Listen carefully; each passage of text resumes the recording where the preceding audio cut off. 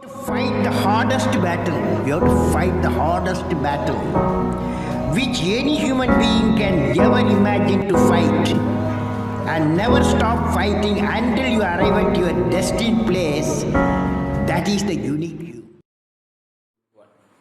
Hello friends, ഞാൻ അർജിത് ദേവി. CMA ഫ്യൂച്ചറിലേക്ക് നിങ്ങൾക്ക് എല്ലാവർക്കും സ്വാഗതം. ഇത് നമ്മുടെ ഫസ്റ്റ് വീഡിയോ ആണ്. ഇന്നത്തെ വീഡിയോയിൽ നമ്മൾ എടുക്കുന്നത് കോസ്റ്റിംഗ് ആണ്. കോസ്റ്റിംഗിലെ ബഡ്ജറ്റിംഗ് ആൻഡ് ബഡ്ജറ്ററി കൺട്രോൾ എന്ന ടോപ്പിക്കാണ് നമ്മൾ എടുക്കാൻ പോകുന്നത്. എന്തുകൊണ്ട് തിരഞ്ഞെടുത്തു എന്ന് ചോദിച്ചാൽ, രണ്ട് ഗ്രൂപ്പിലും ഈസി ആയിട്ട് മാർക്ക് സ്കോർ ചെയ്യാൻ പറ്റുന്ന ഒരു ടോപ്പിക്കാണ് budgeting and budgetary control. Equal ഇമ്പോർട്ടൻസും ഉണ്ട്. അതുകൊണ്ട് ഒറ്റ തവണ പഠിച്ചാൽ രണ്ട് ഗ്രൂപ്പിലും നമുക്ക് നല്ല രീതിയിൽ മാർക്ക് സ്കോർ ചെയ്യാം. കാണുമ്പോൾ ഇച്ചിരി പാടുള്ളതാണെന്ന് തോന്നുവാണെങ്കിൽ പോലും നമ്മൾ പഠിച്ച് മനസ്സിലാക്കി കഴിഞ്ഞു കഴിഞ്ഞാൽ ഈ ടോപ്പിക്ക് വെറും സിമ്പിൾ ആണ്. നമുക്ക് ഈസി ആയിട്ട് നല്ല രീതിയിൽ മാർക്ക് സ്കോർ ചെയ്യാൻ സാധിക്കും. അപ്പം രണ്ട് ഗ്രൂപ്പിലും ഉള്ളതായതുകൊണ്ട് നമ്മൾ നല്ല രീതിയിൽ തന്നെ ആയിരിക്കും ഇത് പഠിക്കുന്നത്. ഇതിന് കുറച്ച് തിയറി പോർഷൻ ഉണ്ട്. തിയറി പോർഷൻ വളരെ ഡീറ്റെയിൽ ആയിട്ടില്ല, എങ്കിലും ഞാൻ കുറച്ചുണ്ട്, അത് എക്സ്പ്ലെയിൻ ചെയ്തു തരാം. അപ്പം ആദ്യം നമ്മൾ പറയുന്നത് ബഡ്ജറ്റ് എന്താണെന്നാണ്. ബഡ്ജറ്റ് എന്താണെന്ന് വെച്ചാൽ ഞാൻ എഴുതി കാണിക്കാം. നിങ്ങൾക്ക് ഇവിടെ അണ്ടർലൈൻ ചെയ്യണമെങ്കിൽ, ടെക്സ്റ്റ് ബുക്കിൽ അണ്ടർലൈൻ ചെയ്യണമെങ്കിൽ അണ്ടർലൈൻ ചെയ്യാം, ഇല്ലെങ്കിൽ നിങ്ങൾക്ക് നോട്ട്ബുക്കിൽ എഴുതി വെക്കാം. അപ്പം ഞാൻ ചെയ്യുന്നതിന് ബഡ്ജറ്റ് എന്താണെന്ന് വെച്ചാൽ statement of expenditure and receipts of a certain period. അതായത് ഒരു നിശ്ചിത കാലത്തേക്കുള്ള റെസീപ്റ്റും എക്സ്പെൻഡിച്ചറും ഉണ്ടാവുന്ന ഒരു ചിലപ്പോൾ ഒരു മാസത്തേക്കായിരിക്കും, അല്ലെങ്കിൽ ഒരു ആഴ്ചത്തേക്കായിരിക്കും. അപ്പൊ ആ ഒരു പീരീഡിൽ ഉണ്ടാവുന്ന റെസീപ്റ്റ്സും എക്സ്പെൻഡിച്ചറും എത്രയാവുമെന്ന് നമ്മൾ മുൻകൂട്ടി കാണുന്ന ഒരു സ്റ്റേറ്റ്മെന്റിനെയാണ് ബഡ്ജറ്റ് എന്ന് നമ്മൾ ഉദ്ദേശിക്കുന്നത്. ക്യാഷ് ടൈംസിലാണ് ഉദ്ദേശിക്കുന്നത്. അതായത് ക്യാഷ് ബഡ്ജറ്റിന്റെ മീനിങ് കൊണ്ടാണ് ഇത് നമ്മൾ ഉദ്ദേശിക്കുന്നത്. പക്ഷേ ബഡ്ജറ്റ് പലതരത്തിലുണ്ട്. അതിനെപ്പറ്റി നമ്മൾ കൂടുതലായിട്ട് പറഞ്ഞുതരാം. നമ്മൾ എക്സ്പ്ലനേഷനിലേക്ക് കടക്കുവാണ്. എക്സ്പ്ലനേഷനായിട്ട് നിങ്ങൾ സെക്കൻഡ് ഗ്രൂപ്പിന്റെ സ്റ്റഡി മെറ്റീരിയലാണ് എടുക്കുന്നത്. സെക്കൻഡ് ഗ്രൂപ്പിലെ cost management and financial management study material എടുക്കണം. കാരണം അതിനകത്താണ് കുറച്ചുകൂടി തിയറി ഉള്ളത്. അപ്പൊ അത് വെച്ചിട്ടായിരിക്കും നമ്മൾ എക്സ്പ്ലെയിൻ ചെയ്യുന്നത്. അപ്പൊ ആദ്യമേ എക്സ്പ്ലെയിൻ ചെയ്യുന്നത് ഒബ്ജക്റ്റീവ്സ് ഓഫ് ബഡ്ജറ്റ് ആണ്.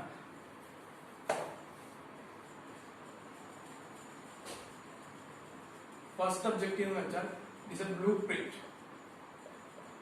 Print of decide plan of action.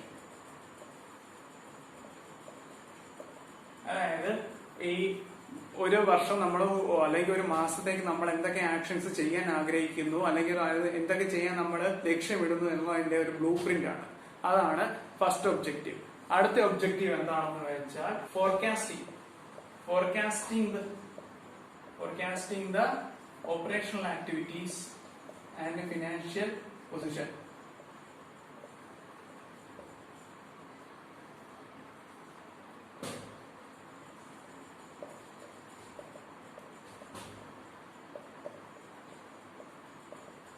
ഇതുകൊണ്ട് ഉദ്ദേശിക്കുന്നത് എന്തെന്ന് വെച്ചാൽ, ഈ ബഡ്ജറ്റിന്റെ കാലയളവ് ചിലപ്പം അത് നമ്മൾ പറഞ്ഞു. ഇപ്പം സപ്പോസ് ചെയ്യുന്നത് ഒരു മാസത്തേക്കുള്ള ബഡ്ജറ്റാണെന്ന് ചോദിച്ചു. അങ്ങനെ ആകുമ്പോൾ ഈ ഒരു മാസം കഴിഞ്ഞ മാസത്തിനിടയ്ക്കുള്ള അവരുടെ ആക്ടിവിറ്റീസ്, ഓപ്പറേഷൻ എന്തൊക്കെ ചെയ്യണമെന്നുള്ള ആക്ടിവിറ്റീസും പിന്നെ ഈ ഒരു മാസത്തിന് ശേഷമുള്ള ഫിനാൻഷ്യൽ പൊസിഷനും ബഡ്ജറ്റിന്റെ ഒരു ഒബ്ജക്റ്റീവാണ്. അടുത്ത ഒബ്ജക്റ്റീവ് എന്ന് പറഞ്ഞാൽ it's A means of coordination.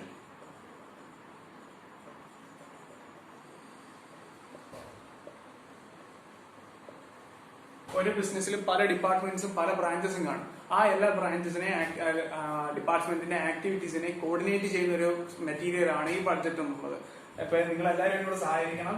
Board വളരെ ചെറുതാണ്, അപ്പോൾ നമുക്ക് എല്ലാം ഒറ്റ ഇതിനകത്ത് എഴുതാൻ പറ്റില്ല. അപ്പം ഈ ആദ്യത്തെ ഒരു 5 എഴുതി കഴിഞ്ഞിട്ട് മായ്ച്ചിട്ട് ബാക്കി എഴുതാൻ സാധിക്കത്തുള്ളൂ. എല്ലാവരും ഒന്ന് സഹായിക്കണം.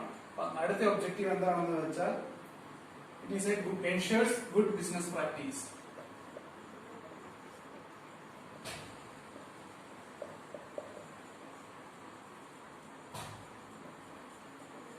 അതായത് നല്ല ഹെൽത്തി ആയിട്ടുള്ള ബിസിനസ് പ്രാക്ടീസ്, അതായത് അൺഎത്തിക്കൽ ബേസിലൊന്നുമല്ല, ലീഗലായിട്ടും എത്തിക്കലായിട്ടും എങ്ങനെയാണ് ബിസിനസ് ഒബ്ജക്റ്റീവ്സ് അച്ചീവ് ചെയ്യാന്നുള്ളതിന്റെ ഒരു എന്താ പറയേണ്ട ഒരു ബ്ലൂ പ്രിന്റ് എന്നല്ല, അൺഎത്തിക്കലായിട്ടല്ല, എത്തിക്കലായിട്ട് ലീഗൽ ബേസിൽ എങ്ങനെ ബിസിനസ് ആക്ടിവിറ്റീസ് കൺട്രോൾ ചെയ്യാന്നുള്ളതിന്റെ ഒരു പ്ലാനും കൂടെയാണ് ഈ ബഡ്ജറ്റ്. അടുത്തത് it's A means of communication.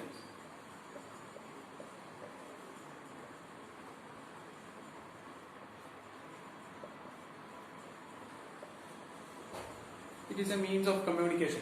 അതായത് ഇപ്പം ടോപ്പ് ലെവൽ മാനേജ്മെന്റ് ആയിരിക്കും ബഡ്ജറ്റ് മിക്കവാറും പ്രിപ്പയർ ചെയ്യുന്നത്. ആ ടോപ്പ് ലെവലിലുള്ളവർക്ക് ലോവർ ലെവൽ മാനേജ്മെന്റിലോട്ടുള്ള ഒരു കമ്മ്യൂണിക്കേഷൻ കൂടെയാണ് ഈ ബിസിനസ്. അതായത് ഈ വർഷത്തെ ബിസിനസ് അല്ലെങ്കിൽ ഈ ഒരു മാസത്തെ ബിസിനസ് ആക്ടിവിറ്റീസ് എന്തൊക്കെ ആയിരിക്കണം എന്നുള്ളത് മാനേജ്മെന്റ് സ്റ്റാഫിനോട് പറയുന്ന ഒരു കമ്മ്യൂണിക്കേഷൻ കൂടിയാണ് ഈ ബഡ്ജറ്റ്.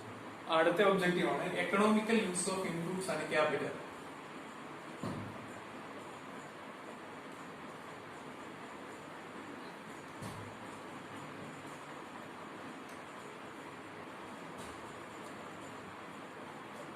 അപ്പോൾ നമ്മൾ യൂട്ടിലൈസ് ചെയ്യുന്ന റിസോഴ്സസ് റോ മെറ്റീരിയൽസ് എല്ലാം സ്കേഴ്സ് ആയിരിക്കും. അപ്പൊ സ്കേഴ്സ് റോ മെറ്റീരിയൽസിനെ നമ്മൾ ഇതിനകത്ത് ഇൻവെസ്റ്റ് ചെയ്യുന്ന ക്യാപിറ്റലിന്റെ എക്കണോമിക്കൽ യൂസ്, അതായത് അതിന്റെ ബെസ്റ്റ് പോസിബിൾ യൂസ് എങ്ങനെയൊക്കെ ചെയ്യാം എന്നുള്ളതിന്റെ ഒരു ബഡ്ജറ്റ്, ഒരു എസ്റ്റിമേഷൻ കൂടിയാണ് ഒരു ബഡ്ജറ്റ് എന്നുള്ളത്. അപ്പൊ അടുത്ത ഒബ്ജക്റ്റീവ് എന്താണെന്ന് വെച്ചാൽ more definite assurance of earning desired return on capital.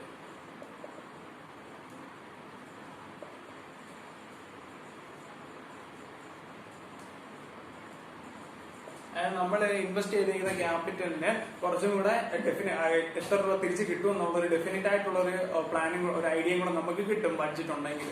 നമ്മുടെ റിട്ടേൺസിന് ഒരു ഫിക്സഡ് ഇൻവെസ്റ്റ്മെന്റ്, നമ്മുടെ ഫിക്സഡ് റിട്ടേൺ നമ്മൾ എക്സ്പെക്ട് ചെയ്യുന്നുണ്ടെങ്കിൽ അത് എത്രയാണെന്നും അത് എങ്ങനെയൊക്കെയാണെന്നും കൂടെ ഒരു എസ്റ്റിമേഷൻ കൂടിയാണ് ഒരു ബഡ്ജറ്റ്. അതാണ് facilitate centralised control.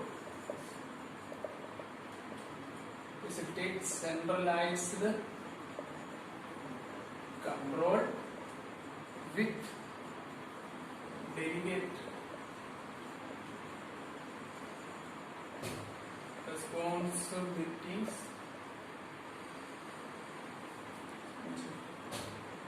and authorities.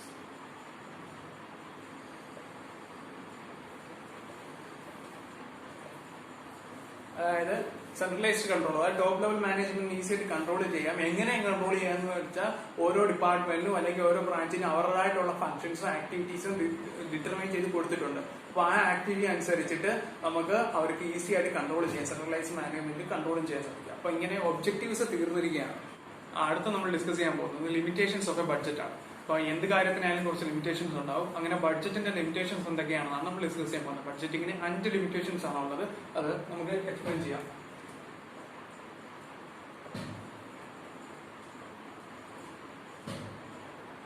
First limitation ആണ് budget will fail if estimates are not accurate.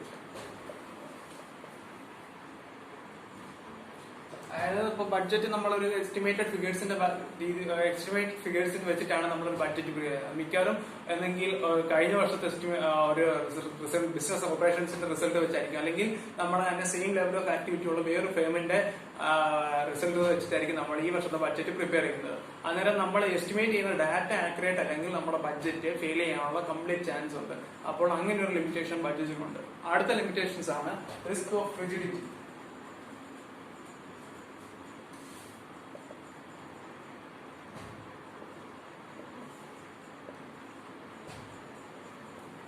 Risk of rigidity എന്താണെന്ന് വെച്ച് കഴിഞ്ഞാൽ ബഡ്ജറ്റ് നമ്മൾ ഒരു പ്രീ പ്ലാൻഡ് ആണ്. അത് നമ്മൾ ആദ്യമേ സ്റ്റാറ്റിക് ആയിട്ട് വെച്ചേക്കുമായിരിക്കും. കാരണം ഒരു ഡൈനാമിക് എൻവയോൺമെന്റ് ആണ്. ഇപ്പം നമുക്ക് പറയാം, ഇപ്പൊ ഈ കൊറോണ വൈറസ് വന്നു, നമ്മൾ ആരും മുൻകൂട്ടി കണ്ടിരുന്നില്ല. അപ്പൊ നമ്മൾ ഈ ബഡ്ജറ്റ് പ്രിപ്പയർ ചെയ്യുന്ന ജനുവരിയിലോ മാർച്ചിലോ അല്ലെങ്കിൽ കഴിഞ്ഞ ഡിസംബറിലോ പ്രിപ്പയർ ചെയ്ത് വെച്ചിരുന്നതായിരിക്കും. അതിനകത്ത് നമ്മൾ പല രീതിയിലുള്ള ബിസിനസ് ആക്ടിവിറ്റീസ്, പല ഇൻവെസ്റ്റ്മെന്റും എല്ലാം നമ്മൾ പ്ലാൻ ചെയ്ത് വെച്ചായിരുന്നു. പക്ഷെ ഇപ്പൊ ഒരു ക്രൈസിസ് വന്നു. അപ്പൊ നമുക്ക് ആ പ്ലാൻ അനുസരിച്ച് പ്രിപ്പയർ ചെയ്യാൻ പറ്റുന്നില്ല. അപ്പോൾ ഒരു ഡൈനാമിക് ഫ്രീക്വന്റ് ആയിട്ട് ചേഞ്ച് ചെയ്തുകൊണ്ടിരിക്കുന്ന എൻവയോൺമെന്റിൽ നമുക്ക് ഒരു ഫിക്സ്ഡ് ബഡ്ജറ്റ് കൊണ്ട് ചെയ്യാൻ ഒരുപാട് ആക്ടിവിറ്റീസ് ഒന്നും ചെയ്യാൻ സാധിക്കുന്നതായിരിക്കും. അടുത്ത റിസ്ക് ആണ് is an expensive process.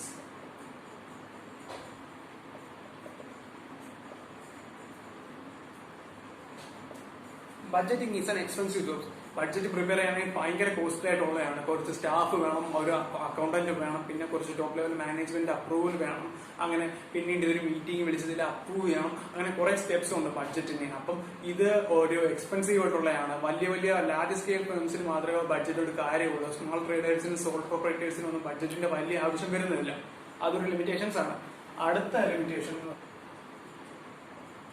not a substitute.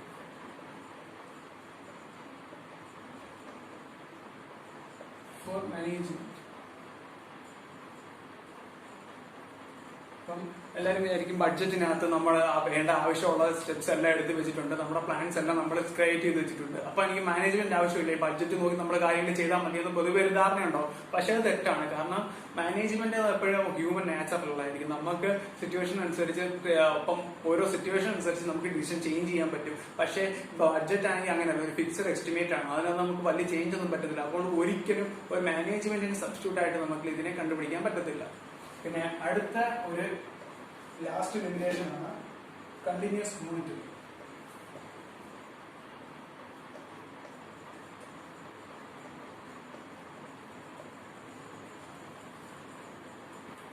അപ്പം ഒരു ബഡ്ജറ്റ് നമ്മൾ ഇംപ്ലിമെന്റ് ചെയ്തു കഴിഞ്ഞാൽ പിന്നെ നമ്മൾ അതിനെ നോക്കാൻ കാര്യമില്ല. ബഡ്ജറ്റ് ഇംപ്ലിമെന്റ് ചെയ്ത് കഴിഞ്ഞാൽ അത് നടപ്പാവുമെന്ന് നമുക്ക് യാതൊരു ഉറപ്പുമില്ല.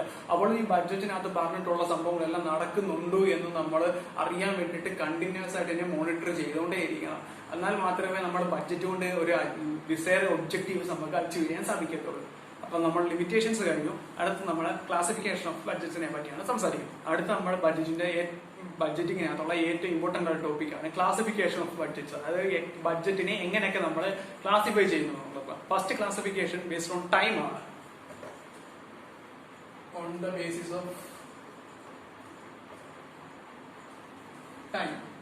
ടൈം ബേസ് ആയിട്ടുള്ളത് രണ്ട് ബഡ്ജറ്റ് ആണ്. ഒന്ന് ലോങ് ടൈം ബഡ്ജറ്റ്.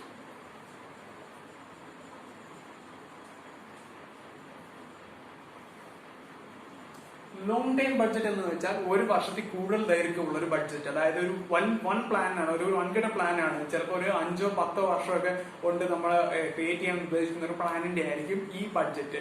യൂഷ്വലി ഇത് മോർ ദാൻ 1 ഇയർ ആണ്.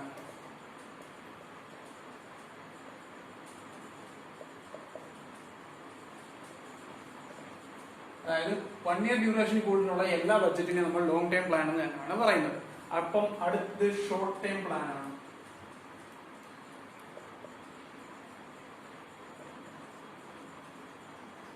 ഷോർട്ട് ടൈം ബഡ്ജറ്റ് എന്താണെന്ന് നമുക്ക് ഇപ്പൊ തന്നെ മനസ്സിലായി കാണും. കാരണം 1 ഇയറോ അതിൽ താഴെ ഡ്യൂറേഷൻ ഉള്ളതാണെങ്കിൽ ആ ബഡ്ജറ്റിനെ നമ്മൾ ഷോർട്ട് ടൈം ബഡ്ജറ്റ് എന്നാണ് പറയുന്നത്.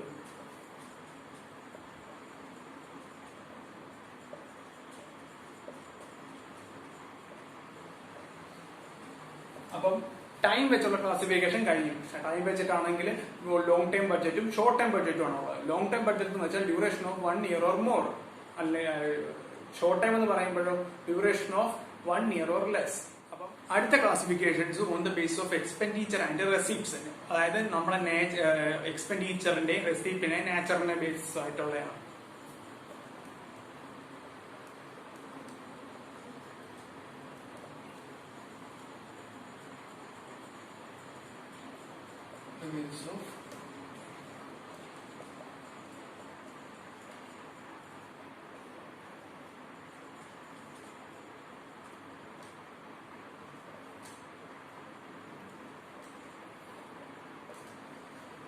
നമുക്കറിയാം എല്ലാ ഫേമിലും 2 തരത്തിലുള്ള റെസിപ്റ്റ്സ് എക്സ്പെൻഡിച്ചറാണ് ഉള്ളത്. ഒന്ന് ക്യാപിറ്റൽ എക്സ്പെൻഡിച്ചറും, 2 റവന്യൂ എക്സ്പെൻഡിച്ചറും അല്ലെങ്കിൽ ക്യാപിറ്റൽ റവന്യൂ ഇൻകം ആണ് നമ്മൾ പറയാറുള്ളത്. അപ്പോൾ യൂഷ്വലി ഇത് ഈ എക്സ്പെൻഡിച്ചർ ബേസ്ഡ് ഉള്ള ഒരു ബഡ്ജറ്റ്, 2 തരത്തിലുള്ള ബഡ്ജറ്റ് എന്ന് പറയുമ്പോൾ എന്തൊക്കെയായിരിക്കും? അത് ക്യാപിറ്റൽ ബഡ്ജറ്റും റവന്യൂ ബഡ്ജറ്റും ആയിരിക്കും. ഒന്ന് capital budget.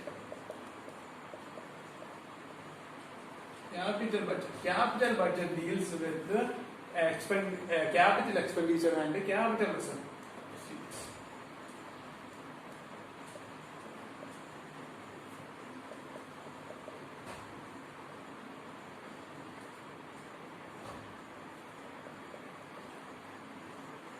And capital receipts.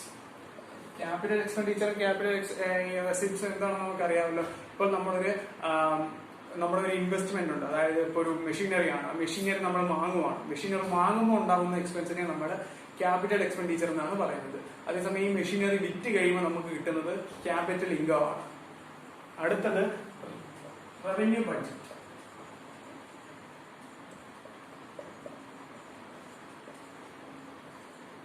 Revenue ബഡ്ജറ്റിൽ നമ്മുടെ ഡെയിലി, അതായത് ക്യാപിറ്റൽ നേച്ചറിലല്ലാത്ത ബാക്കിയെല്ലാം നമുക്ക് റവന്യൂ ആണ്. അപ്പൊ റവന്യൂ നേച്ചറിലുള്ള എക്സ്പെൻഡിച്ചറും ഇൻകവും നമ്മൾ ക്ലാസിഫൈ ചെയ്യുന്ന ഒരു ഡിറ്റർമൈൻ ചെയ്യുന്ന ഒരു ബഡ്ജറ്റ് ആണ് revenue budget. Deals with receipt and income of revenue nature.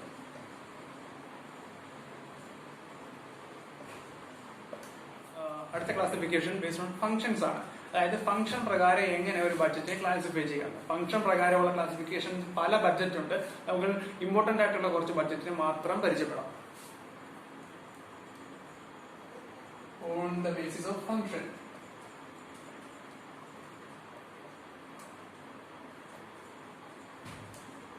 First function budget എന്താണ്? സെയിൽസ് ബഡ്ജറ്റ് ആണ്.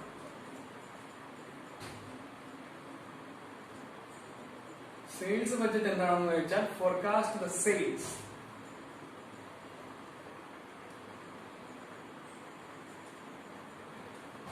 On money terms, money and quantity terms.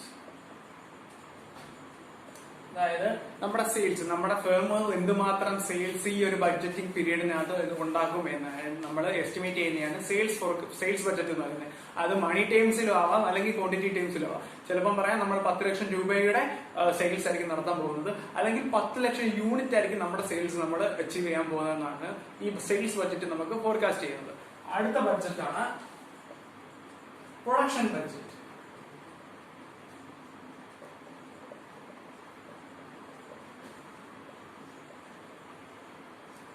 Production budget എന്താണെന്ന് വെച്ചാൽ forecast the production.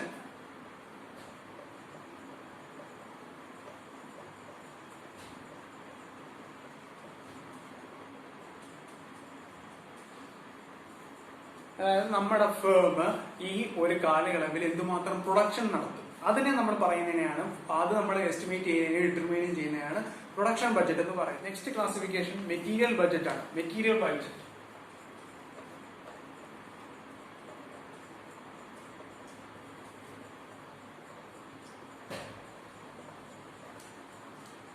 Material budget എന്താണ് estimate ചെയ്യുന്നതെന്ന് വെച്ചാൽ the raw materials required for the finished products. അതായത് raw material required for finish products. അതായത് 10 unit finished product ഉണ്ടാക്കാൻ നമ്മൾ എത്ര യൂണിറ്റ് റോ മെറ്റീരിയൽസ് വാങ്ങണം എന്നുള്ള എസ്റ്റിമേറ്റ് കാണിക്കുന്നതിനെയാണ് മെറ്റീരിയൽ ബഡ്ജറ്റ്. അടുത്ത ബഡ്ജറ്റാണ് പർച്ചേസ് ബഡ്ജറ്റ്.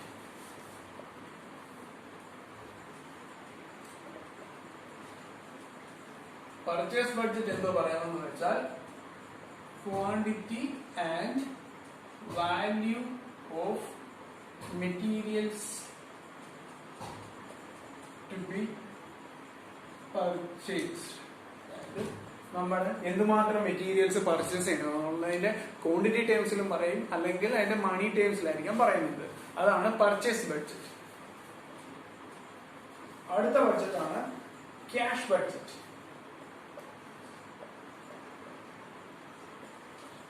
ക്യാഷ് ബഡ്ജറ്റ് നമ്മൾ അറിയാം. ക്യാഷ് ബഡ്ജറ്റ് എന്തായിരിക്കും? അത് റെസീപ്റ്റ്സും അല്ലെങ്കിൽ എക്സ്പെൻഡിച്ചറും ആയിരിക്കും. ബഡ്ജറ്റഡ് പീരീഡിന്റെ receipts and expenditure.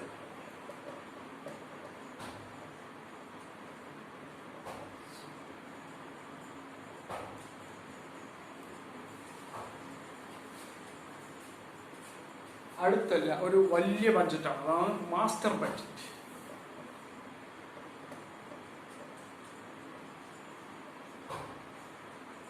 Master budget എന്ത് ചെയ്യുന്നത്? Covers all the budget.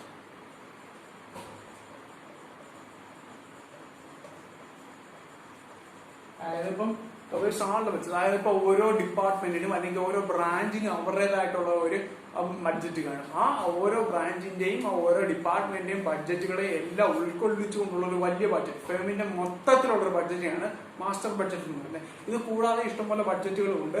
അതൊന്നും വലിയ ഡീറ്റെയിൽ ആയിട്ട് നമ്മുടെ ടെക്സ്റ്റ് ബുക്കിൽ കൊടുത്തിട്ടില്ല. അപ്പോൾ ഇത്രയും ക്ലാസിഫിക്കേഷൻസ് ആണ് ഫംഗ്ഷൻ ബേസിസ് ആയിട്ടുള്ളത്. ഇനി അടുത്തത് semi variable, variable, fixed budget ആണ്. അതിനെപ്പറ്റി ഞാൻ എക്സ്പ്ലെയിൻ ചെയ്തുതരാം.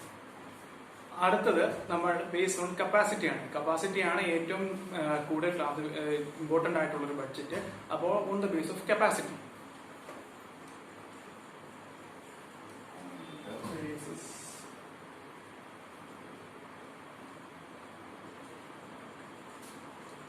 കപ്പാസിറ്റിയെ ബേസ് ചെയ്ത് രണ്ട് തരത്തിലുള്ള ബഡ്ജറ്റാണ് ഉള്ളത്. മൂന്ന് തരത്തിലുണ്ട്. സെമി വേരിയബിൾ നമ്മുടെ സ്റ്റഡി മെറ്റീരിയൽ എക്സ്പ്ലനേഷൻ ഇല്ല.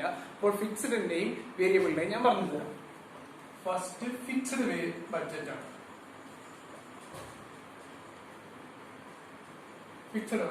Fixed budget is fixed for level or standard of activities, doesn't have relation with output.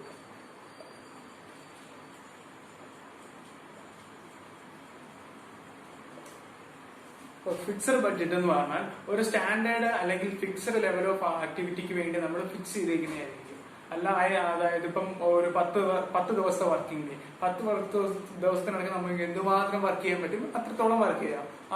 അന്ന് പക്ഷെ അതിന് ഔട്ട്പുട്ട് വേണ്ടി യാതൊരു 10 ദിവസം, ചിലപ്പോൾ നമ്മൾ 10 ദിവസം കൊണ്ട് 100 ഔട്ട്പുട്ട് ഉണ്ടാക്കുക, ചിലപ്പോൾ 90 ഔട്ട്പുട്ടേ ഉണ്ടാവുക. ഇതിനകത്ത് ഔട്ട്പുട്ട് മാറ്റർ അല്ല, നമ്മൾ എത്ര ലെവലിലാണ് ഔട്ട്പുട്ട് ആക്ടിവിറ്റി നമ്മൾ ഡിറ്റർമിൻ ചെയ്യുന്നത്, ആ ഒരു ആക്ടിവിറ്റി നമ്മൾ ഫിക്സ് ചെയ്ത് വെച്ചേക്കുവാണ്. അതിനെയാണ് ഇത് പറയുന്നത് ഫിക്സഡ് ബഡ്ജറ്റ് എന്ന് പറയുന്നത്. അടുത്തത് ഫ്ലെക്സിബിൾ ബഡ്ജറ്റ്.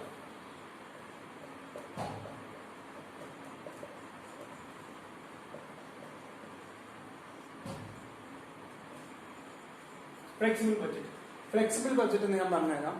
ഇത് പല ഡിഫറെന്റ് ലെവൽ ഓഫ് ആക്ടിവിറ്റീസിന് വേണ്ടി പ്രിപ്പയർ ചെയ്തിരിക്കുന്നതായിരിക്കും. അതായത് prepare for different levels of activity അല്ലെങ്കിൽ കപ്പാസിറ്റി യൂട്ടിലൈസേഷൻ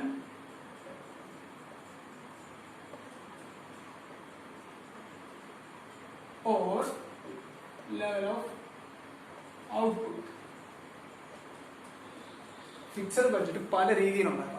ഒന്നെങ്കിൽ ആ കപ്പാസിറ്റി യൂട്ടിലൈസേഷൻ, ചിലപ്പോൾ ഒരു മെഷീനറിയുടെ 100% യൂട്ടിലൈസ് ചെയ്ത ഒരു പ്രൊഡക്ഷന് വേണ്ടി നമ്മൾ എസ്റ്റിമേറ്റ് ചെയ്യാം, അല്ലെങ്കിൽ 70%, അല്ലെങ്കിൽ ഇഷ്ടമുള്ളൊരു പെർസെന്റേജ്. അപ്പൊ ഡിഫറെന്റ് ലെവലായിട്ട് ചിലപ്പോൾ 100% ഉണ്ടാകുന്നതിന്റെ കോസ്റ്റ് ആയിരിക്കത്തില്ല 70% ഉണ്ടാകുന്നത്, 70% ആയിരിക്കത്തില്ല 85%. Different levels of capacity utilisation, അല്ലെങ്കിൽ ഡിഫറെന്റ് ലെവൽസ് ഓഫ് ഓപ്പറേഷൻ, അല്ലെങ്കിൽ ഡിഫറെന്റ് യൂണിറ്റ്സ് ഓഫ് ഔട്ട്പുട്ട്. ചിലപ്പോൾ 10,000 യൂണിറ്റ്സ് ആയിരിക്കും, ചിലപ്പോൾ 15,000 യൂണിറ്റ്സ് ആയിരിക്കും. അങ്ങനെ പല ഡിഫറെന്റ് ആയിട്ടുള്ള കാര്യങ്ങൾക്ക് വേണ്ടി പ്രിപ്പയർ ചെയ്യുന്ന ഒരു ബഡ്ജറ്റിനെയാണ് നമ്മൾ ഫ്ലെക്സിബിൾ ബഡ്ജറ്റ് എന്ന് പറയുന്നത്. ക്ലാസിഫിക്കേഷൻ ഇതോടുകൂടി കഴിഞ്ഞു. അടുത്ത നമ്മൾ ഡിസ്കസ് ചെയ്യാൻ പോകുന്നത് difference between flexible budget and fixed budget. അതായത് ഫിക്സഡ് ബഡ്ജറ്റും ഫ്ലെക്സിബിൾ ബഡ്ജറ്റും തമ്മിലുള്ള ഡിഫറൻസസ്. അത് ടെക്സ്റ്റ് ബുക്ക് ഇതൊരു കോളംനാർ ഫോമിൽ തന്നിട്ടുണ്ട്. ഞാൻ അതിന്റെ ബേസിസ് കൂടെ പറഞ്ഞുതരാം. ബേസിസ് പറഞ്ഞു തരുമ്പോൾ അണ്ടർസ്റ്റാൻഡ് ചെയ്യാൻ ഭയങ്കര എളുപ്പമായിരിക്കും. അപ്പൊ അടുത്തതിന് നമ്മൾ ഡിസ്കസ് ചെയ്യാൻ പോകുന്നത് difference between flexible budget and fixed budget ആണ്. ടെക്സ്റ്റ് ബുക്കിൽ ഒരു ടാബുലർ ഫോമിൽ കൊടുത്തിട്ടുണ്ട്. നമുക്ക് അതിന്റെ ബേസിസ് വെച്ച് ഡിഫറൻസ് ചെയ്യാം. അതിനകത്ത് ബേസിസ് ടെക്സ്റ്റ് ബുക്ക് സ്റ്റഡി മെറ്റീരിയലിൽ അത് ബേസിസ് കൊടുത്തിട്ടില്ല. ഞാൻ ഇവിടെ ബേസിസ് കൂടെ പറയാം. അപ്പൊ നമുക്ക് അത് മനസ്സിലാക്കാൻ കുറച്ചുകൂടെ എളുപ്പമായിരിക്കും. അപ്പോ difference between fix and flexible budget.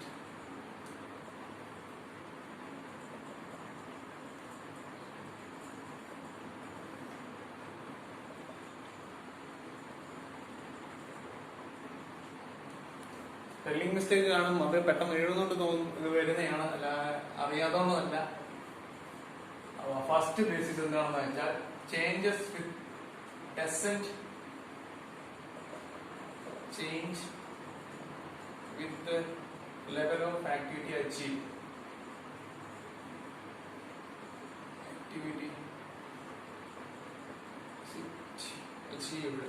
ഇതാണെങ്കിൽ changes with level of activity achieved. ഇതുകൊണ്ട് ഉദ്ദേശിക്കുന്നത് എന്താണെന്ന് വെച്ചാൽ ഫിക്സഡ് ബഡ്ജറ്റ് ആണെങ്കിൽ ഒരു ഫിക്സഡ് ബഡ്ജറ്റ് ക്വാണ്ടിറ്റിക്ക് വേണ്ടിയിട്ട് ലെവൽ ഓഫ് ഒബ്ജക്ടിവിറ്റിക്ക് വേണ്ടി നമ്മൾ ബഡ്ജറ്റ് ചെയ്തത്. പക്ഷെ അതിനകത്ത് ഡിഫറൻസ് ഉണ്ടായിട്ടുണ്ടെങ്കിൽ, അതായത് ഇപ്പം 10,000 യൂണിറ്റിന് വേണ്ടിയിട്ടാണ് നമ്മൾ ബഡ്ജറ്റ് ഫിക്സ് ചെയ്തത്, പക്ഷെ 8,000 യൂണിറ്റ് ആയിട്ടുള്ളൂ എങ്കിൽ അത് ആ ബഡ്ജറ്റ് അതിനനുസരിച്ച് മാറത്തില്ല. പക്ഷേ ഫ്ലെക്സിബിൾ ബഡ്ജറ്റ് നമ്മൾ ഒന്നിലധികം ലെവൽസിന് വേണ്ടിയിട്ടാണ് പ്രിപ്പയർ ചെയ്തത്. അതുകൊണ്ട് നമ്മുടെ ഔട്ട്പുട്ട് എന്താണോ അതിനനുസരിച്ച് ബഡ്ജറ്റ് മാറിക്കൊണ്ടേയിരിക്കും. അടുത്ത ബേസ് ആണ് only one level of activity.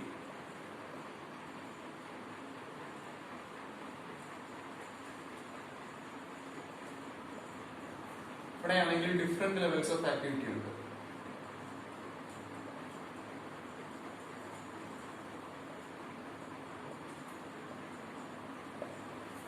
ഇതിന്റെ ഇവിടെ ഉദ്ദേശിച്ചത് എന്താണെന്ന് വെച്ചാൽ ഇതിന് ഫിക്സഡ് ബഡ്ജറ്റിനാണ് ഈ ഒരൊറ്റ ലെവലേ ഉള്ളൂ. അത് അതിന്റെ ഒപ്റ്റിമൽ ലെവലായിരിക്കും, അല്ലെങ്കിൽ അതിന്റെ മിനിമം ലെവലായിരിക്കും. ആ ഒരൊറ്റ ലെവലിന് വേണ്ടി മാത്രം ഫിക്സ് ചെയ്യുന്ന ഒരു ബഡ്ജറ്റാണ് ഫിക്സഡ് ബഡ്ജറ്റ്. അതേസമയം ഫ്ലെക്സിബിൾ ബഡ്ജറ്റിനാണെങ്കിൽ പല ക്വാണ്ടിറ്റിയിൽ പല ലെവൽ ഓഫ് ആക്ടിവിറ്റിക്ക് വേണ്ടിയിട്ടുള്ള ബഡ്ജറ്റാണ് ഉണ്ടായിരിക്കുക. അടുത്തതാണ് കോസ്റ്റ് വേരിയൻസ് അനാലിസിസ്.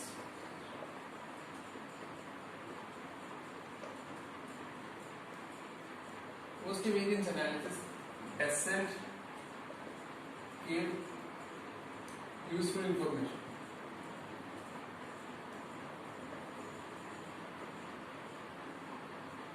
ഇവിടെയാണെങ്കിൽ കോസ്റ്റ് വേരിയൻസ് അനാലിസിസ്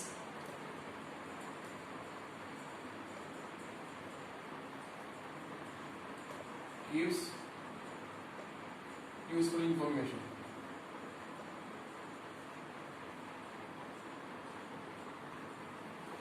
അതെന്ന് വെച്ചാൽ ഇപ്പൊ നമ്മളെ ബഡ്ജറ്റിനകത്ത് ആക്ച്വല് ഡിഫറൻസ് ആയിട്ട് ബഡ്ജറ്റിനെ ഫിക്സഡ് ബഡ്ജറ്റിനാണെങ്കിൽ ആക്ച്വലിനെക്കാട്ടിലും ഡിഫറൻസ് ആണ് നമ്മുടെ ബഡ്ജറ്റിനെക്കാട്ടി കൂടുതലാണ് ഡിഫറൻസ് എങ്കിൽ അവിടെ കോസ്റ്റ് വേരിയൻസ് അനാലിസിസ് കാര്യമില്ല. കാരണം അത് ഒറ്റ ലെവലിന് ഒരു ഫിക്സഡ് ലെവലിന് വേണ്ടിയിട്ടുള്ളതാണ്. അവിടെ വേരിയൻസ് അനാലിസിസ് നമുക്ക് നടത്തിയിട്ട് സാധ്യതയില്ല. കാരണം നമ്മുടെ യൂസ്ഫുൾ ആയിട്ട് ഒരു ഇൻഫർമേഷൻ നമുക്ക് കിട്ടാൻ പോകുന്നില്ല. അതേസമയം ഫ്ലെക്സിബിൾ ബഡ്ജറ്റിനകത്താണെങ്കിൽ ലെവൽസ് ചേഞ്ച് ചെയ്യുന്നതനുസരിച്ചുള്ള നമ്മൾ ബഡ്ജറ്റ് എസ്റ്റിമേറ്റ് ചെയ്തിട്ടുണ്ട്. അപ്പൊ അതിനനുസരിച്ച് അത് മാറാം. അപ്പം നമുക്ക് യൂസ്ഫുൾ ആയിട്ടുള്ള ഇൻഫർമേഷൻ കിട്ടാനായിട്ട് എടുക്കാൻ സാധിക്കും. അടുത്തത് price determination and cost determination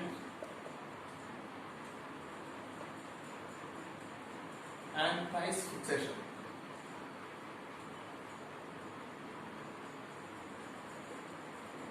is not accurate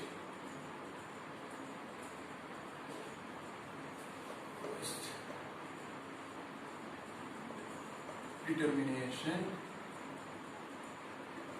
and price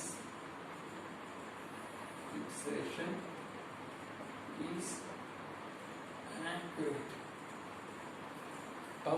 fixed level of ബഡ്ജറ്റിനകത്താണെങ്കിൽ ഒരു ഫിക്സഡ് കോസ്റ്റ് ആയിരിക്കും, അല്ലാതെ ഫിക്സഡ് ലെവൽ ഓഫ് ആക്ടിവിറ്റിക്ക് വേണ്ടിയിട്ടുള്ളതായിരിക്കും. അപ്പൊ ആ ഫിക്സഡ് ലെവൽ ഓഫ് ആക്ടിവിറ്റിയും നമ്മുടെ ലെവൽ ഓഫ് അച്ചീവ്മെന്റ്, അതായത് നമ്മുടെ ആക്ച്വൽ ഡിഫറൻസ് ഉണ്ടെങ്കിൽ അത് വെച്ചിട്ട് നമുക്കൊരു കോസ്റ്റ് കമ്പാരിസൺ സാധ്യതയല്ല. അതേസമയം ഫ്ലെക്സിബിൾ ബഡ്ജറ്റിനകത്താണെങ്കിൽ പല ലെവൽസ് ആയിട്ട് നമ്മൾ ബഡ്ജറ്റ് പ്രിപ്പയർ ചെയ്തിട്ടുണ്ട്. അപ്പോൾ നമ്മുടെ ആക്ച്വൽ ലെവൽ ഓഫ് ഔട്ട്പുട്ടിന് ആക്ടിവിറ്റിക്ക് വേണ്ടിയിട്ട് നമുക്ക് അതിനെ കോസ്റ്റ് പ്രൈസ് ഡിറ്റർമിനേഷനും കോസ്റ്റ് ഡിറ്റർമിനേഷനും പ്രൈസ് ഫിക്സേഷനും നമുക്ക് അതുകൊണ്ട് സാധ്യമാവും. ലാസ്റ്റ് ആണ് comparison. Comparison is not possible. ഇവിടെ comparison is possible. ഇപ്പോൾ നമ്മുടെ ഫിക്സഡ് ലെവൽ ഓഫ് ബഡ്ജറ്റിനകത്ത് നമ്മുടെ ഒരു ബഡ്ജറ്റ് ആക്ടിവിറ്റി ഫിക്സ് ചെയ്തിട്ടുണ്ട്. അപ്പൊ നമ്മുടെ അച്ചീവ് ചെയ്ത ആക്ടിവിറ്റി നമ്മൾ ഒരുപാട് ഡിഫറൻസ് ഉണ്ടെങ്കിൽ അത് കമ്പയർ ചെയ്യാൻ ഭയങ്കര ബുദ്ധിമുട്ടായിരിക്കും. അതൊരു യൂസ്ഫുൾ ആയിട്ടുള്ള ഇൻഫർമേഷൻ നമുക്ക് കിട്ടത്തില്ല. അതുകൊണ്ട് യാതൊരു കാര്യമില്ല. അതേസമയം ഫ്ലെക്സിബിൾ ബഡ്ജറ്റിനകത്താണെങ്കിൽ എത്ര ലെവൽ ഓഫ് ഔട്ട്പുട്ട് ആണ് ആക്ടിവിറ്റി ആണ് നമ്മൾ അച്ചീവ് ചെയ്തെങ്കിലും കുഴപ്പമില്ല, നമുക്ക് അത് ഈസി ആയിട്ട് കമ്പയർ ചെയ്യും. കാരണം ഡിഫറൻസ് ലെവൽസിന് വേണ്ടിയിട്ട് നമ്മൾ ആദ്യമേ ഒരു ബഡ്ജറ്റ് ഫിക്സ് ചെയ്തിട്ടുണ്ടല്ലോ. അപ്പൊ അതിനനുസരിച്ച് നമുക്ക് കമ്പാരിസൺ ഈസി ആവും. അപ്പം ഈ പറഞ്ഞയാണ് ഫ്ലെക്സിബിൾ ബഡ്ജറ്റും ഫിക്സഡ് ബഡ്ജറ്റും തമ്മിലുള്ള ഡിഫറൻസ് എല്ലാവർക്കും മനസ്സിലായാലും കിട്ടി. അപ്പൊ അടുത്ത നമ്മൾ ഇനി പറയാൻ പോകുന്നത് ബഡ്ജറ്ററി കൺട്രോളിനെ പറ്റിയിട്ടാണ്. ബഡ്ജറ്ററി കൺട്രോള് കുറച്ച് സിമ്പിൾ ആയിട്ട് കുറച്ച് തിയറി ഉണ്ട്, ഞാൻ സിമ്പിൾ ആക്കി പറഞ്ഞുതരാം. Budgetary control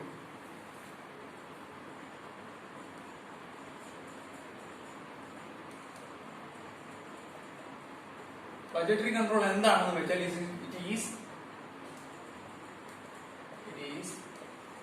establishment of responsibilities to executives and comparison of actual with the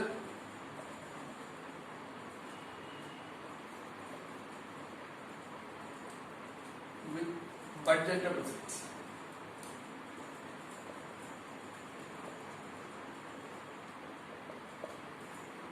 budget control എന്ന് വെച്ചാൽ മറ്റൊന്നുമല്ല, ഒരു ബഡ്ജറ്റ് നമ്മൾ പ്രിപ്പയർ ചെയ്തിട്ട് അതിനനുസരിച്ച് ഓരോ എക്സിക്യൂട്ടീവ്സ്, അതായത് ഓരോ മാനേജ്മെന്റിലെ ഓരോ എംപ്ലോയിക്കും അവരുടെ റെസ്പോൺസിബിലിറ്റീസ് നമ്മൾ അവർക്കായിട്ട് വീതം വെച്ച് കൊടുക്കുന്നു.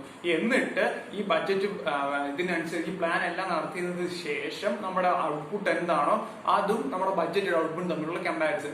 ഇത് മാത്രമാണ് ബഡ്ജറ്റ് കൺട്രോൾ കൊണ്ട് ഉദ്ദേശിക്കുന്നത്. അതായത് ഒരു എംപ്ലോയിക്ക് അവരുടെ റെസ്പോൺസിബിലിറ്റി ഫിക്സ് ചെയ്ത് കൊടുക്കുന്നു, എന്നിട്ട് നമ്മുടെ പ്രോസസ് എല്ലാം കഴിഞ്ഞിട്ട് നമ്മുടെ അച്ചീവ്മെന്റും എന്നിട്ട് നമ്മുടെ ബഡ്ജറ്റും തമ്മിലുള്ള കമ്പാരിസൺ. അതാണ് ഒബ്ജക്റ്റീവ്സ് ഓഫ് ബഡ്ജറ്ററി കൺട്രോളിനെ പറ്റിയാണ് നമ്മൾ സംസാരിക്കാൻ പോകുന്നത്. അത് ഞാൻ പറഞ്ഞത്.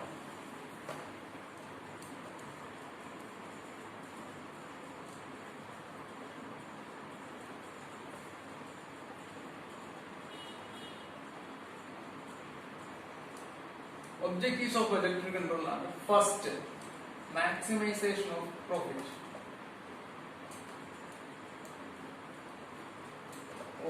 profit, using scarce resources.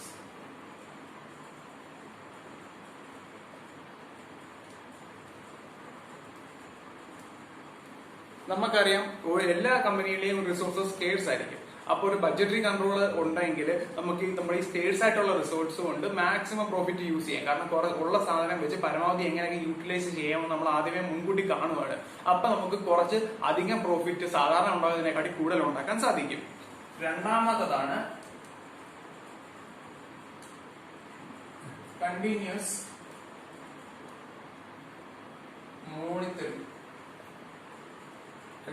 monitoring of policies and objectives of the company.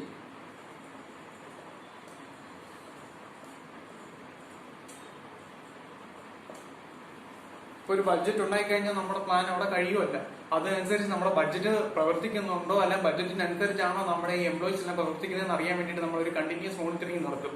എന്തിന്റെയൊക്കെയാ? നമ്മുടെ ഫേമിന്റെ പോളിസീസിനെയും അതിന്റെ ഒബ്ജക്റ്റീവ്സിനെയും നമ്മളിങ്ങനെ കണ്ടിന്യൂസ് ആയിട്ട് മോണിറ്റർ ചെയ്തുകൊണ്ടിരിക്കും. പോളിസി എന്തെങ്കിലും ചേഞ്ച് ചെയ്യുന്നുണ്ടോ അല്ലെങ്കിൽ ഒബ്ജക്റ്റീവ്സ് എന്തെങ്കിലും മാറി പോയിട്ടുണ്ടോ എന്ന് നമ്മൾ ചെക്ക് ചെയ്തുകൊണ്ടേയിരിക്കും. എന്നാൽ മാത്രമേ ഉള്ളൂ ബഡ്ജറ്ററി കൺട്രോൾ കൊണ്ട് നമുക്ക് ഒരു ഉപയോഗം ഉണ്ടാകുന്നത്. അടുത്തത് റിഡക്ഷൻ ഓഫ് കോസ്റ്റ് ആണ്.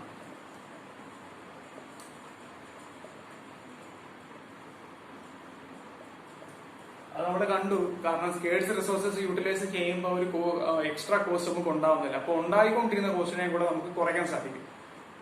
ഇനി അടുത്തത് act as a plan for executives.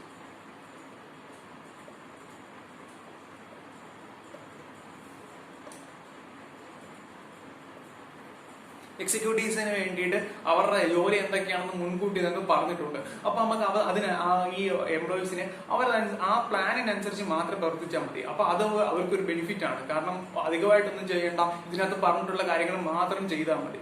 അപ്പം അതാണ് act as a plan for executives. അഞ്ചാമത്തെ ഒബ്ജക്റ്റീവ് എന്താണെന്ന് വെച്ചാൽ ഫെസിലിറ്റേറ്റ് വേരിയൻസ് അനാലിസിസ്.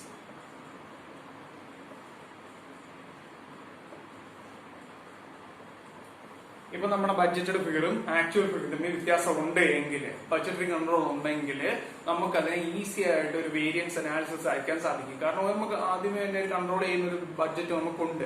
ഒരു ബഡ്ജറ്ററി കൺട്രോൾ കൊണ്ട് എന്തൊക്കെ ആക്ഷൻസ് ആണ് നമ്മൾ എടുക്കേണ്ടത് ആദ്യമേ നമ്മൾ തീരുമാനിച്ച് വെച്ചിട്ടുണ്ട്. അതിൽ നിന്ന് വ്യത്യാസമായിട്ട് എന്തെങ്കിലും ഉണ്ടാവുകയാണെങ്കിൽ നമുക്ക് ഈസി ആയിട്ട് കണ്ടുപിടിക്കാൻ സാധിക്കും. അടുത്തയാണ് act as a motivating force.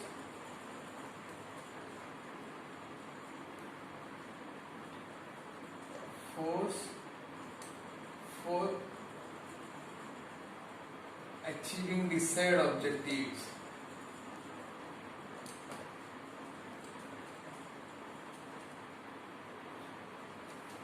അതിന്റെ അർത്ഥം എന്ന് വെച്ചാൽ ഒരു നമുക്ക് ഒരു മോട്ടിവേഷൻ തരും. കാരണം നമ്മുടെ ബഡ്ജറ്റിനകത്ത് സ്റ്റേറ്റ് ചെയ്തിട്ടുണ്ട് നമ്മൾ ഈ വർഷം ഇത്ര സാധനം ഉണ്ടാക്കണം, അല്ലെങ്കിൽ ഇത്ര ലെവൽ ഓഫ് ആക്ടിവിറ്റി നമുക്ക് റീച്ച് ചെയ്യണമെന്ന്. അപ്പൊ നമ്മൾ അത് ചെയ്യണം, അതിനുവേണ്ടി ഒരു മോട്ടിവേഷൻ ഫോഴ്സ്. അത്രയും ചെയ്തില്ലെങ്കിൽ നമ്മൾ ഇത്ര നാളും ചെയ്ത എഫക്ട് എല്ലാം വേസ്റ്റ് ആയി പോകുന്നൊരു തോന്നൽ നമുക്ക് ഉണ്ടാവും. അതുകൊണ്ട് നമ്മളെ മോട്ടിവേറ്റ് ചെയ്യും, നമ്മുടെ ഒബ്ജക്റ്റീവ് പരമാവധി അച്ചീവ് ചെയ്യാൻ വേണ്ടിയിട്ടുള്ള മോട്ടിവേഷൻ ഫോഴ്സ് കൂടിയാണ് ഈ ബഡ്ജറ്ററി കൺട്രോൾ. ഏഴാമത്തതാണ് ഡെലിഗേഷൻ ഓഫ് അതോറിറ്റി.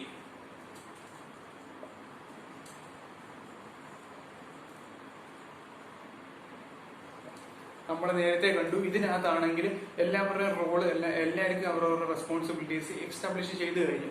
അപ്പം അത് നമ്മൾ മനസ്സിലാക്കേണ്ട ഒരു കാര്യം എന്ന് വെച്ചാൽ ടോപ്പ് ലെവൽ മാനേജ്മെന്റ് എക്സിക്യൂട്ടീവ്സിന് അവരുടെ റോൾസ് എല്ലാം ജോബ് എല്ലാം ചെയ്ത് കഴിഞ്ഞു, അവർക്ക് വേണ്ടിയിട്ട് തരം തിരിച്ചു കൊടുത്തു കഴിഞ്ഞു.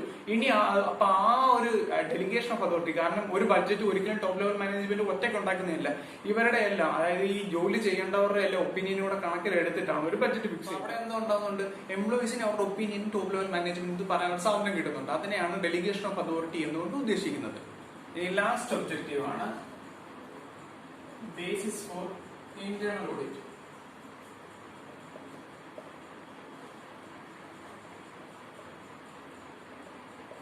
Basis for internal audit. Basis for internal audit എന്താണെന്ന് നമുക്ക് അറിയാമല്ലോ, നമ്മളെല്ലാവരും ഇന്റേണൽ ഓഡിറ്റിനെ പറ്റി പഠിക്കുന്നവരാണ്. അപ്പൊ പഠിച്ചിട്ടില്ലെങ്കിൽ നമുക്ക് വീണ്ടും ഇനിയും അത് അറിയേണ്ടതാണ്. ഇന്റേണൽ ഓഡിറ്റ് എന്ന് വെച്ചാൽ ഒരു ഫേമിനകത്ത് തന്നെ നടത്തുന്ന ഒരു ഓഡിറ്റ് ആണ്. അവരുടെ പെർഫോമൻസിന്റെ ഒരു മെഷർമെന്റ് നോക്കാൻ വേണ്ടിയിട്ട് നടത്തുന്നതും എഫക്റ്റീവ്നെസ് ഓഫ് മാനേജ്മെന്റ് എല്ലാം ഇത് നോക്കുന്നത് ഒരു ഇന്റേണൽ ഓഡിറ്റ് കൊണ്ടാണ്. അപ്പം ഒരു എഫക്റ്റീവ് ആയിട്ടുള്ള ബഡ്ജറ്ററി കൺട്രോൾ ഉണ്ടെങ്കിൽ അതുകൊണ്ട് നമുക്ക് ഇന്റേണൽ ഓഡിറ്റും വളരെ ഇതായിട്ട് നടക്കാം. കാരണം ആൾറെഡി ഓരോരുത്തരുടെ റെസ്പോൺസിബിലിറ്റീസ് എല്ലാം ചെയ്ത് കഴിഞ്ഞിട്ടുണ്ട്, ഒബ്ജക്റ്റീവ്സ് സ്റ്റേറ്റ് ചെയ്ത് കഴിഞ്ഞിട്ടുണ്ട്. അപ്പൊ അതിനനുസരിച്ച് പ്രവർത്തിക്കാം. അപ്പം ബഡ്ജറ്റ് ഇന്റേണൽ ഓഡിറ്റിന് വേണ്ടിയിട്ട് അധികമായിട്ടൊന്നും നമ്മൾ ചെയ്യേണ്ട ആവശ്യമില്ല. അപ്പം ഒബ്ജക്റ്റീവ്സ് ഓഫ് ബഡ്ജറ്ററി കൺട്രോൾ നമ്മളിത് ഇപ്പൊ പഠിച്ചു കഴിഞ്ഞു.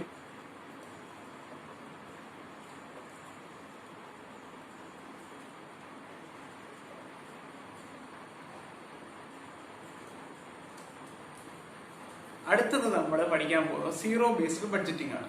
സീറോ ബേസ്ഡ് ബഡ്ജറ്റിങ്ങിനെ പറ്റി ഞാൻ അധികമായിട്ട് ചോദിച്ച് കണ്ടിട്ടില്ല. ഞാൻ സ്റ്റഡി മെറ്റീരിയലിലും കൊച്ചൊരു പോർഷൻ ആണ്. എനിക്ക് സീറോ ബേസ്ഡ് ബഡ്ജറ്റിനെ പറ്റി അധികമായിട്ടൊന്നും അറിയത്തില്ല. അറിയാവുന്ന ഒറ്റ കാര്യം മാത്രമേ ഉള്ളൂ, zero based budget is a budgeting system that start from zero, not on the base of historical data or trends. അതായത് ഇതിന് ബേസ് ആയിട്ടുള്ളത് സീറോ, അതായത് പൂജ്യത്തിൽ നിന്നാണ് തുടങ്ങുന്നത്. ഇതിന് ഒരു ഹിസ്റ്റോറിക്കൽ ഡാറ്റയോ അല്ലെങ്കിൽ ട്രെൻഡ്സോ ഒന്നുമില്ല. കാരണം എന്താണെന്ന് വെച്ചാൽ ഇപ്പം പുതിയതായിട്ടൊരു ഫേം തുടങ്ങുവാണ്, അവരുടെ ആ ലെവൽ ഓഫ് ആക്ടിവിറ്റി ഉള്ള വേറെ ഫേം മാർക്കറ്റിലില്ല. അപ്പോൾ എന്തോ ചെയ്യും, എല്ലാം ആദ്യം തന്നെ തുടങ്ങും, അതായത് പൂജ്യത്തിൽ നിന്ന് തുടങ്ങും. അവർക്ക് ലേബർ, എംപ്ലോയി എല്ലാം പൂജ്യത്തിൽ നിന്നും തുടങ്ങും.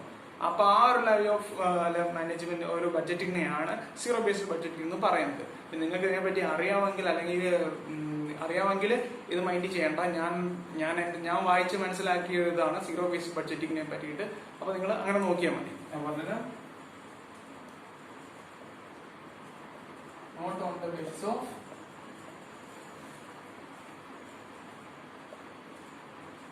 Historical data or trends. And zero based budgeting. It start from the basis of zero, not on the basis of any historical data or trend analysis. അപ്പോൾ ഇതാണ് സീറോ ബേസ്ഡ് ബഡ്ജറ്റ്.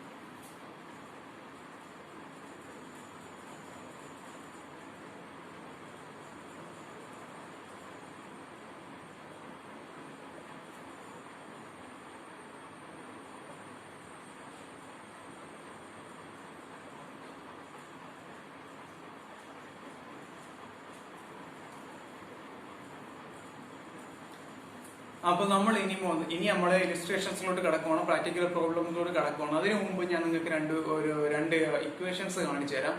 അത് budgeting, അത് നിങ്ങൾ പഠിച്ചു വെച്ചാൽ ബഡ്ജറ്റ് ചെയ്യാൻ ഇച്ചിരി കൂടെ ഈസി ആയിരിക്കും. അപ്പൊ ആദ്യത്തേതാണ് material quantity equation. Material quantity equation എന്താണെന്ന് ചോദിച്ചാൽ നമ്മൾ എന്തുമാത്രം പർച്ചേസ് നടത്തണം എന്ന് ഒരു പർച്ചേസ് ബഡ്ജറ്റ് ആണ് നമ്മൾ പ്രിപ്പയർ ചെയ്യുന്നതെങ്കിൽ അതിനകത്ത് വളരെ ഹെൽപ്ഫുൾ ആയിരിക്കും. കാരണം നമുക്ക് ആ പർച്ചേസ് ബഡ്ജറ്റ് പ്രിപ്പയർ ചെയ്യുന്ന ക്വസ്റ്റ്യനകത്ത് ഓപ്പണിംഗ് സ്റ്റോക്കും ക്ലോസിംഗ് സ്റ്റോക്കും സെയിൽസും തന്നിരിക്കും. നമ്മൾ കണ്ടുപിടിക്കേണ്ടി വരുന്നത് പർച്ചേസ് ആണ്. അപ്പൊ നമുക്ക് പർച്ചേസ് കണ്ടുപിടിക്കാൻ വേണ്ടി ഈ ഒരു ഫോർമുല മാത്രം ഓർത്തെടുത്താൽ മതി. Opening stock plus purchase equal to sales plus closing stock. നമുക്ക് അറിയാം നമ്മുടെ കയ്യിൽ വിറ്റ സാധനവും ബാക്കി വന്ന സാധനവും പിന്നെ തുടക്കത്തിൽ ഉണ്ടായിരുന്ന സംഭവം നമുക്ക് തന്നിട്ടുണ്ടെങ്കിൽ നമ്മൾ എന്തുമാത്രം സാധനം മേടിക്കണം എന്ന് നമുക്ക് കണക്ക് കൂട്ടാൻ സാധിക്കും. അതിനെയാണ് മെറ്റീരിയൽ ക്വാണ്ടിറ്റി ഇക്വേഷൻ കൊണ്ട് നമ്മൾ ഉദ്ദേശിക്കുന്നത്. അടുത്തതാണ് production quantity equation. Production quantity equation എന്താണ്? ഒരു പ്രൊഡക്ഷൻ ബഡ്ജറ്റ് നമ്മൾ പ്രിപ്പയർ ചെയ്യുമ്പോൾ ഉള്ളതാണ്. അന്ന് ഇത് തന്നെയാണ്, പക്ഷെ മാറും. കാരണം ഇവിടെ നമ്മൾ പർച്ചേസ് ചെയ്യുകയല്ല, പ്രൊഡ്യൂസ് ചെയ്യുവാണ്. അപ്പൊ opening stock plus production is equal usage plus closing stock. അപ്പൊ മനസ്സിലായില്ലേ? അതായത് ഇവിടെ പ്രൊഡക്ഷൻ ആണ്. ഈ ഒരു ഇക്വേഷൻ നിങ്ങൾക്ക് കാണാൻ പഠിച്ചു കഴിഞ്ഞാൽ എല്ലാ ടൈപ്പ് ബഡ്ജറ്റും നിങ്ങൾക്ക് ഈസി ആയിട്ട് പ്രിപ്പയർ ചെയ്യാൻ സാധിക്കും. അങ്ങനെ നമ്മുടെ തിയറി സെക്ഷൻസ് വളരെ വിജയകരമായിട്ട് പറഞ്ഞു തീർത്തിരിക്കുകയാണ്. ഇനി നമ്മൾ അടുത്ത ക്ലാസ്സിൽ മുതൽ നമുക്ക് ഇലിസ്ട്രേഷൻ ചെയ്ത് കൊടുക്കാം. അടുത്ത വീഡിയോയിൽ നമുക്ക് ഇലിസ്ട്രേഷൻ ചെയ്യാം. 12 ഇലിസ്ട്രേഷൻ ആണുള്ളത്. അതിൽ ഒരു 70%, ഒരു 8 to 9, ഒരു 8-9 എണ്ണം നമുക്ക് ചെയ്യാം. ബാക്കി നിങ്ങളും ചെയ്യണം. ഈ ഇലിസ്ട്രേഷൻസ് എല്ലാം ചെയ്ത് കഴിഞ്ഞ് പിന്നീട് സ്കാനറിനകത്തെയും പ്രീവിയസ് ക്വസ്റ്റ്യൻസും പിന്നീട് RTP MTP എല്ലാം ചെയ്ത് കഴിയുമ്പോൾ ബഡ്ജറ്റ് നമുക്ക് സിമ്പിൾ ആയിട്ട് പഠിക്കാവുന്നതേ ഉള്ളൂ. അങ്ങനെ ഈ ക്ലാസ് കണ്ടു. നിങ്ങൾ ക്ലാസ് ഇഷ്ടപ്പെട്ടിട്ടില്ല എങ്കിൽ അല്ലെങ്കിൽ എന്തെങ്കിലും കുഴപ്പം എന്തുണ്ടെങ്കിൽ നിങ്ങൾ കമന്റായിട്ട് രേഖപ്പെടുത്തുക. നല്ലതുണ്ടെങ്കിൽ ഒരു കമന്റായിട്ട് രേഖപ്പെടുത്തുക. ഇതുവരെ നിങ്ങൾ ചാനൽ സബ്സ്ക്രൈബ് ചെയ്തിട്ടില്ലെങ്കിൽ സബ്സ്ക്രൈബ് ചെയ്യുക. കൂടുതൽ വീഡിയോസ് ഉടനെ തന്നെ അപ്ലോഡ് ചെയ്യുന്നതായിരിക്കും. എല്ലാവർക്കും താങ്ക് യു.